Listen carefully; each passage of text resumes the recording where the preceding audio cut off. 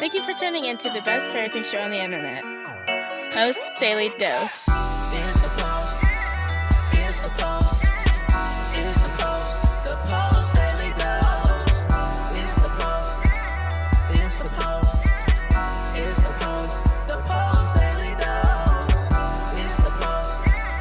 It's the Post.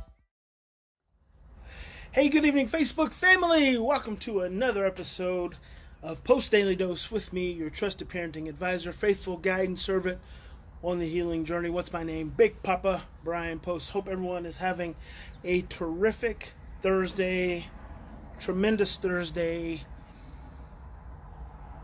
It's not really tantastic. Could be tantastic. Tremendous, terrific. Man, my vocabulary is really limited today. You had to let me know. You had to let me know what's another good front end for our Thursday.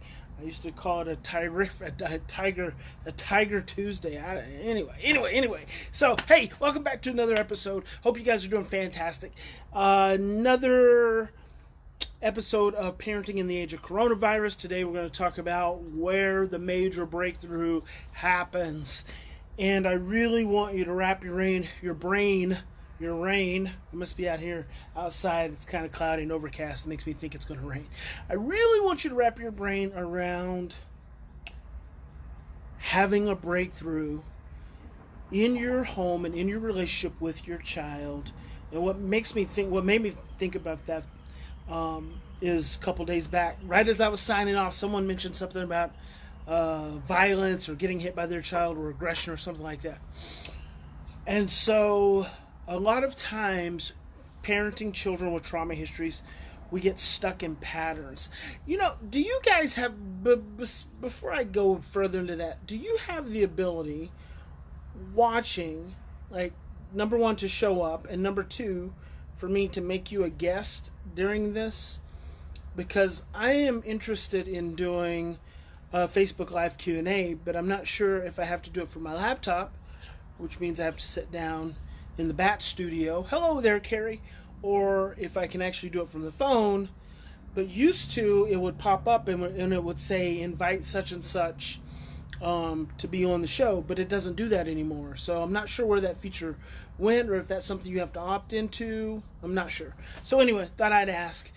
But back to the breakthrough, and what I really want you to wrap your mind around, your brain around during this parenting in the age of coronavirus is, how can you have a breakthrough, and what is a breakthrough? Because I've been talking about breakthroughs for years. Ultimately, for me, a breakthrough is the beginning formation of a new pathway, a new neural pathway, where something you do is so intense, something you do with your child is so positively intense. Hello there, Mimi. Yes, please. So the Q&A. Yes, on the Q&A. I have to figure out how to make sure, like, how I can invite someone on who has a question. Like, I want to be able to push something, and that puts you on the screen with me. I keep seeing my dude Gary V doing it, but I'm thinking he's doing it from a desktop, so we'll figure that out. For me, a breakthrough is when you do something so intense with your child, it actually, and intense in a positive way. And when I also say intense, I'm talking about emotional. Something so positively, emotionally intense with your child that it actually begins the formation of a new neural pathway. Because that's how you change negative behaviors. Negative behaviors are not just changed by thoughts. Thoughts are actually a byproduct of emotion, which is a byproduct of cellular memory, which means thoughts occur first on the level of the body at an unconscious level, then generate an emotional state, and then our cognitive perception, our cognition forms around that energetic state and calls it a feeling. So all of this trying to talk to kids about their behaviors, you are literally wasting your breath, because when the amygdala gets activated, it pursues a pathway, and that pathway is conditioned and it's ingrained. The only way the amygdala chooses a different pathway is if it has another pathway as an option. The only way you do that is through repetition and emotional impact. So you can go through the repetition of creating regulation and connection and understanding and love and support and nurturing during all these episodes that you have with your children. And that is really, really, really good. When your child has an episode and you're able to work them through it in a regulated way, what that does is it plants a seed for the next time. It's like the beginning. But if you can do something so positively, emotionally powerful with your child in the moment around that negative episode or that behavior, that's when you actually start to, that's when you walk across that grass and you form that first initial pathway. Now, what is that? I'm going to tell you what that is.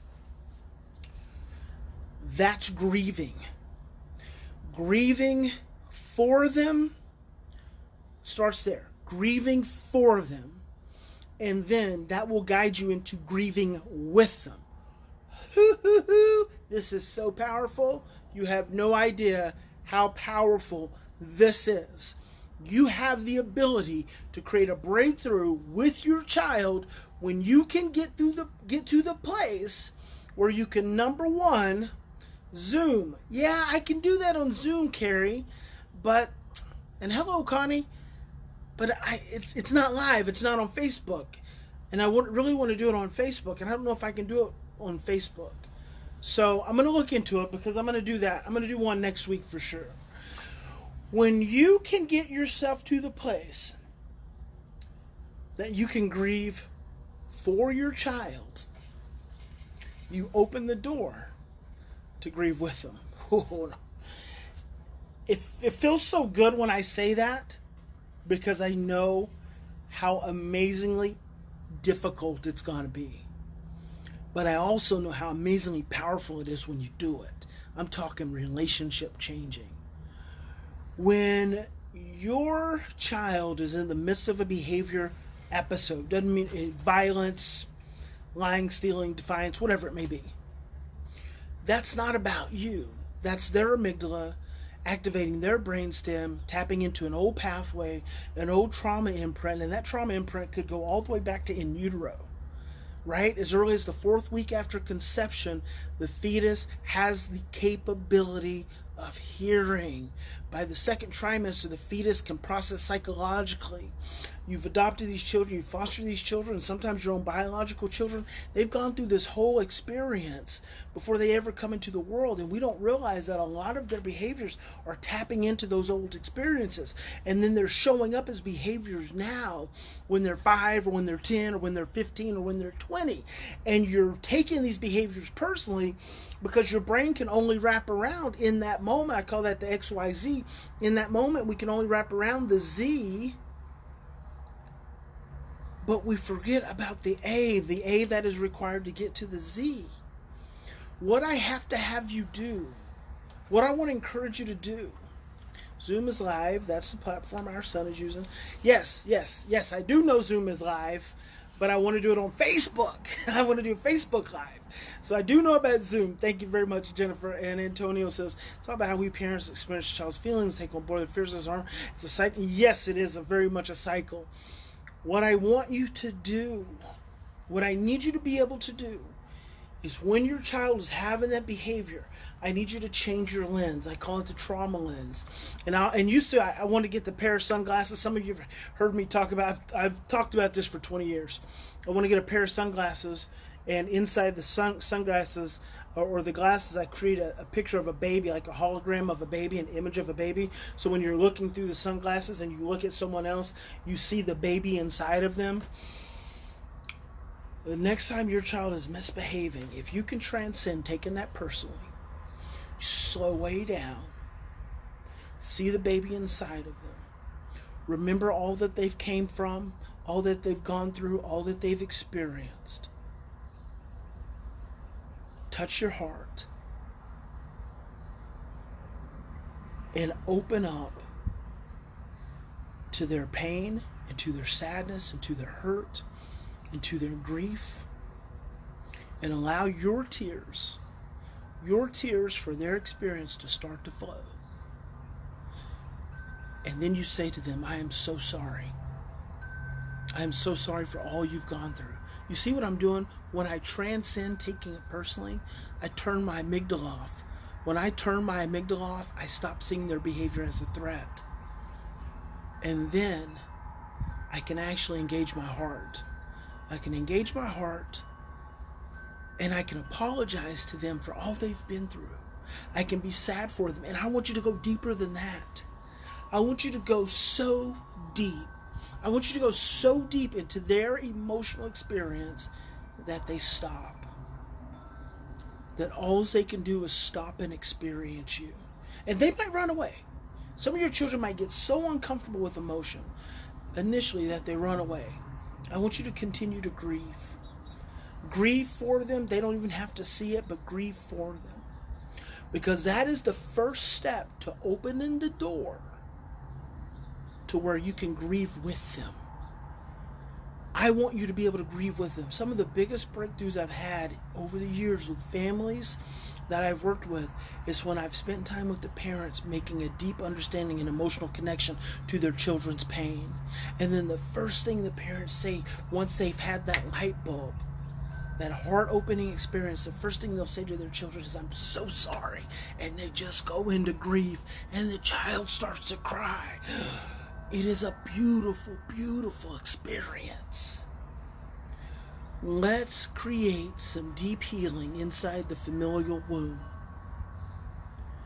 Because that experience is going to create an imprint in your child's brain that's going to give them an opportunity when in stress the next day, perhaps even the next hour, to choose a different pathway instead of that trauma pathway they've been choosing all these years.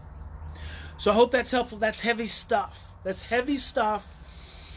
If you're not a member of the New Parenting Revolution, and this, I'm planning on rebranding the New Parenting Revolution to Post Parenting Academy, but I've been so preoccupied with my own self-care that I just haven't gotten to it. But if you're not a member of the New Parenting Revolution, man, there's such good stuff there. I did a whole 30 days of called the Inside the Parenting Matrix, of giving parents a daily exercise that they could do, that they could break out.